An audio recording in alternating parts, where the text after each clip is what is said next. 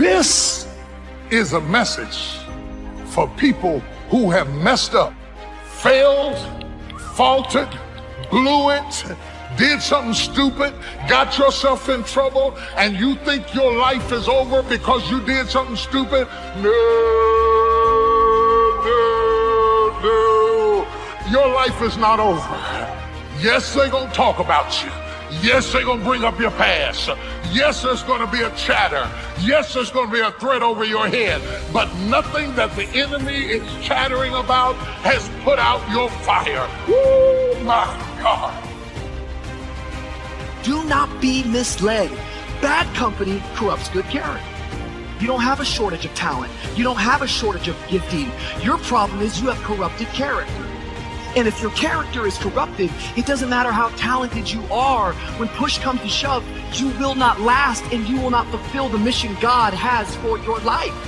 And the best way to get good character is to remove bad company. Somebody say, check your circle. I'm telling you, in every person's life, there's always a degree of chatter. Some little underground noise. You trying to be a mama and you never had one. You trying to be a daddy, what you know about being a dad? There's always some background noise to what you are trying to do. You gonna open up a business and you 2 months behind in your rents. The moment you raise your hand and says, I'm going to do something, I can guarantee you that somebody's not going to agree with what you're going to do. Somebody's not going to be supportive of what you're trying to do. Somebody's going to try to assassinate what you're trying to do. And yet you have to have the commitment and the calling and the tenacity and the character to be able to withstand the onslaught that comes against you in order to proceed toward your destiny and toward your purpose. You want friends who, when something good happens to you, that's good for you, right? They're happy about that. They're not like all bitter and resentful underground, like saying horrible things behind your back and telling you how they did something that was better and trying to drag you down. It's like, that's not helpful. And then when something bad happens to you and you go to them and you say, look, this terrible thing happened to me. First of all, they don't try to top it with some like horrible thing that happened to them because they don't have the patience to listen. And second, they're not secretly gloating about the fact that catastrophe finally befell you. It's like they're actually hurt by it. And that chapter is an injunction. Is like, take a look at the people that are around you. And if they're not on the side of what's good for you, then walk away. I learned more about who I was from my haters. I had no idea I was even important enough to be hated on the level I was hated on. I couldn't even defend myself because I was shocked that you cared enough to write anything about me. Who am I that you would care anyway? Your hatred of me helped to tutor me into understanding my own significance. Oh, y'all don't hear what I'm saying. I think the biggest vulnerability you've got is you actually value somebody's opinion more than you value your own. Like, the reason I've been able to always do my thing is when I was 24 and people were like, oh, you work at your dad's liquor store? I heard that as like a chip on my shoulder, you know? I loved it. I was like, cool, keep sleeping on me, you know? Like, I'm glad you're on Wall Street making 100,000 buying BMWs and dumb jewelry. I'll see you in 30 years. Like, to me, the way you win is you realize you can't hear nobody. You gotta get real quiet up here. I can't hear anything. You go look at my Instagram right now, my first post, I'll post something, first 100 replies in 1 second. You're Jesus. You walk on water. You're the best. You're the all-time. Can't hear him. The next 100, you're a piece of, you're full of, you're a snake oil salesman. Can't hear him. I'm in my own mind, doing my own thing. And that comes with self-esteem. Everybody's trying to keep up with the Joneses. I'm not worried about you renting out cash from the bank and putting it to your ear. I'm not worried you jumped a fence and took a photo in front of a private plane. What do you think these people are doing? They're posing. You have goals and dreams you want to achieve. Ask yourself the question, who should I count on and who should I count out? And so many people never achieve their goals because they have too many toxic, negative, energy draining people in their lives. And you have to have goals outside of your comfort zone that will challenge you, because in order to do something you've never done, you've got to become someone you've never been. And I'm going to tell you, I am amazed today at the people who allow criticism to shut down their assignment, who shrink into the abyss of depression, who walk away from what they have been called to do simply because everybody didn't validate them and support them. They simply gave up. It's amazing. In fact, I would be bodacious enough to say that you don't deserve the right to lead if you walk away just because somebody didn't agree with you. You don't need anybody who will just stand when times are good. You need somebody to stand when things are tough. I don't just need a good mama on a good day when the sun is shining and we can get along and everything's going. I need a good mama when the money is low, the circumstances are bad, all hell is breaking loose, I'm in trouble, I've almost lost my mind, but somebody who's going to stand there and be good in the midst of bullying and adversity. I need somebody who's going to stand there and be strong. In fact, good leadership is determined by tough times. You can't prove you're a good leader in good times. You prove good leadership in bad times and tough situations. So you earn the right to be heard through the things you suffer. Be very careful of people who manipulate and play on your emotions. They get you to sympathize with them. They get you to feel sorry for them. This is not about being heartless. I need you to try your best to emotionally protect yourself from a specific characteristic. Some of y'all are so used to operating overweight, you're never going to get there. And guess what? You love negativity and dysfunction and keeping these negative people in your life so much. Even everything about this video, it makes you so uncomfortable, you probably stopped it a long time ago. I'm only talking to the people that are ready to get to the next level of their life and their career. And they're going to boldly walk into the next season of their life, unapologetically getting rid of all things, people, and situations that no longer belong in their life. You run around with losers, you will end up a loser. Unconsciously, you will pick up their ways, you will pick up their habits, you'll pick up, most importantly, their attitude about life. If you're around cynical, negative people all the time, you will become cynical and negative. Align yourself with people that can encourage you, people that can empower you, people that you can learn from, people that you can grow from. That's very important. You're rich before you got the money. You're educated before you got the degree. You're a leader before you get the job. You're a visionary before you become a CEO. You're a wife before you get married. You're a husband before you find a woman. If you're not that before, you won't be out.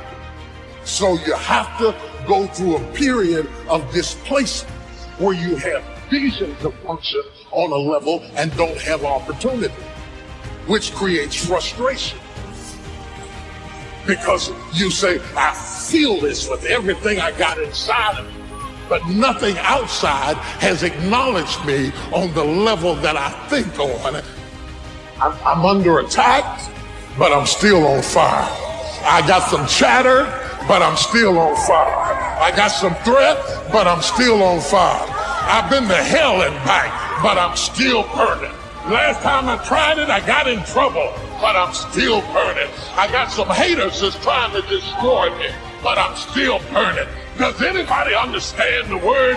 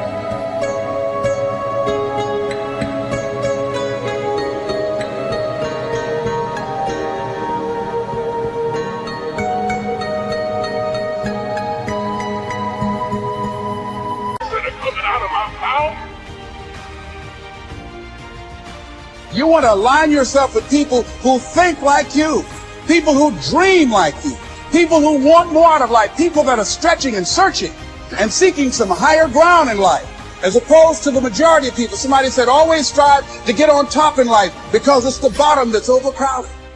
You see, you don't want to be on the bottom. See, it's easy to be on the bottom. It doesn't take any effort to be a loser. It doesn't take any motivation, any drive in order to stay down there on a low level. But it calls on everything in you, ladies and gentlemen. You have to harness your will to say, I'm going to challenge myself. Sometimes I have to pull myself out of bed and say, come on, Les. Things I know I should do, I don't do. Things I shouldn't do, I do. I found that the biggest enemy you have to deal with is yourself. There's an old African proverb that says, if there's no enemy within, the enemy outside can do us no harm. Beware of vision, dream, and passion killers. Most of the people that have no dreams will wake up every day trying to talk you out of your dreams. They have no goals. They have nothing that they're ambitious about. So they will talk you out of all the shit that you're excited about. Family and friends, in most cases, sad to even say this, family and friends in most cases will be the first to try and talk you out of something that you're passionate, excited about, and that you have a vision for. You can't try to help me by talking about me. It's totally different to talk to the person as opposed to talking about them. But all of us live in a world that we have to deal with criticism. And even amongst those who criticize us with evil intent, there may be something that you can learn from the criticism that will sharpen you and make you better. There are those people who say things maliciously and angrily to hurt, to assassinate you or your character or your talent or your ability. And even though their intentions are evil and wicked and corrupt, there may be some morsel of truth in what they said that helps you to hone yourself and prepare yourself and make yourself better so that you might be able to stand. Take what's good, leave what's bad, and keep on walking. When you are criticized, you are not ignored. That means that somebody noticed you, that you were doing something, that you attracted enough attention, that you made enough difference, that you got on the radar screen enough that they're talking about you. Don't run from them talking about you. They noticed you. They recognized you. There are some people that they're not talking about because they didn't even notice that they came in the room. You draw attention. And people who draw attention will also draw criticism. And the only way to avoid all criticism is to do nothing and then be ignored. What we really want is not just success.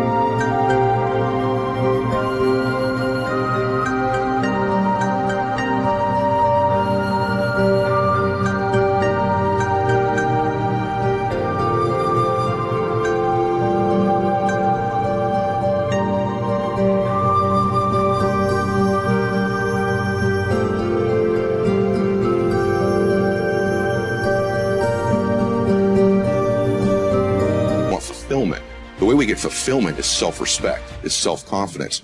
And that's how somehow in your life you must begin to separate what you do from what people think about it. The people that have really won in life and in business, they eventually drop the addiction to what other people think about them.